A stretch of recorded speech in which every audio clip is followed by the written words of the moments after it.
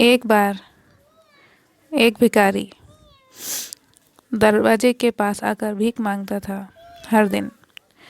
और घर का मालिक हमेशा घर के बाहर आते ही उसे देखकर फिर जाया करता।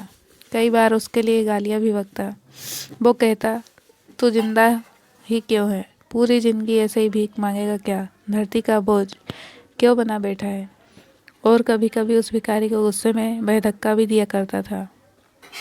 इतना कुछ हो जाने के बावजूद भी भिखारी के मुंह से सिर्फ यही निकलता, भगवान तुम्हारे पापों को माफ़ करे। एक बार सेठ को धंधे में बड़ा नुकसान होने की खबर मिली। सेठ बहुत परेशान था कि तभी उसके दरवाजे पर वही भिखारी आया। गुस्से में अपना आपा खोते हुए सेठ ने उस भिखारी को पत्थर दे मारा। पत्थर लगने के कारण भिखारी का सर फूट गया और उसके सर से खून बहने लगा।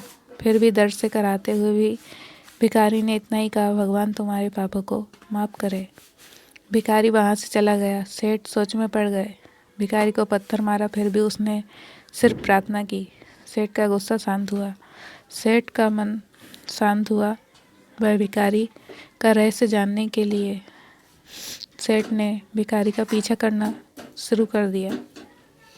भिखारी जहाँ जहाँ जाता, सेठ उसके पीछे पीछे जाता। सेठ ने देखा कि कोई उसको खाना देता और कोई उसको मारता, कोई अपमानित करता तो कोई गाली देता। लोग भिखारी के साथ चाहे जैसा व्यवहार करते, लेकिन भिखारी सबके लिए एक ही प्रार्थना करता, भगवान तुम्हारे पाप माफ़ करे। अब रात होने को आई थी। भिखारी अपने घर जाने के लिए लौटा। वो अपने घर पहुंच गया, लेकिन सेठ अब भी उसका पीछा कर रहा था। एक पुरानी टूटी हुई खटिया पर एक बूढ़ी औरत लेटी हुई थी। काफ़ी कमज़ोर और बीमार लग रही थी। वह भिखारी की पत्नी थी। अपने पति को वापस आता देख वह घाट से उठ गई। पत्नी ने अपने पति के भीख वाले कटोरे में देखा, उसमें सिर्फ आधी बासी रोटी थी। उसे देखकर वह बोली, आज बस इतना ही मिला। और हाँ, आपके सिर से ये खून निकल रहा है, ये चोट कैसे लगी? बूढ़ा भिखारी बोला, आज बस इतनी ही मिला, किसी ने कुछ दिया ही नहीं, सबने गालियाँ दी और एक पत्थर भी फेंका, इसलिए मेरा सर फूट गया। एक गहरी सांस लेकर बूढ़ा भिखारी फिर से बोला, यह मेरे ही पापों का फल है। तुम्हें याद है कुछ सालों पहले हम कितने अमीर थे? क्या कुछ नहीं था हमारे पास? हमारे पास हर चीज़ थी, लेकिन हमने कभी दान नहीं किया। और उससे भी बुरा हमने उस अंधे भिखारी के साथ किया जो हमारे द्वार पर भीख मांगने आया करता था। बूढ़ी पत्नी की आंखों में आंसू आ गए। वह बोली, हाँ, हम उस बेचारे भिखारी के साथ बहुत बुरा व्यवहार करते थे, उसका अपमान करते थे, उसे खाने के लिए रोटी की जगह कागज़ दिया करते थे, उसका मजाक उड़ाया करते थे और कभी कभी उसे मारा भी करते थे।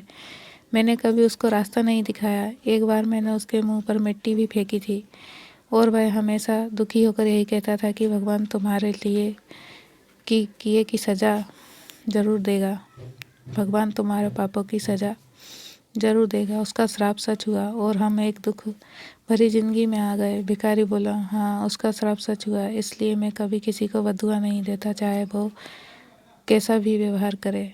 मैं हमेशा उसके लिए प्रार्थना करता हूँ। मैं नहीं चाहता कि कोई भी हमारे जैसे ज़िंदगी का अनुभव करे, किसी को भी हमारे जैसा दुखों का सामना करना ना पड़े। वो नहीं जानते कि वह कितना बड़ा पाप कर रहे हैं, इसलिए अनजाने में हुए पाप की ऐसी सज़ा किसी को भी ना मिले, यही चाहता हूँ। सेठ वहीं पर छुपकर सारी बातें सुन रहा था।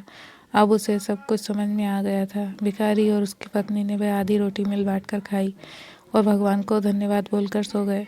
अगले दिन बड़ा भिखारी फिर से भीख मांगने गया। सेठ के घर के पास जाते ही सेठ ने पहले से गर्म रोटियां उसके लिए निकाल कर रखी थी। उसे देते हुए सेठ विनम्रता से बोला, माफ़ कर दीजिए बाबा, उसे बहुत बड़ी गलती हो गई है।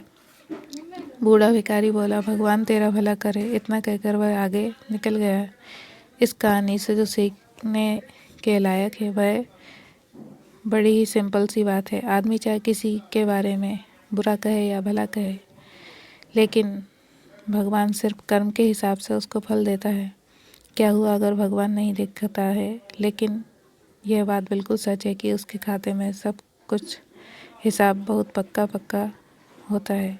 इसलिए जब किसी के लिए कुछ भी करो तो अच्छा ही करो।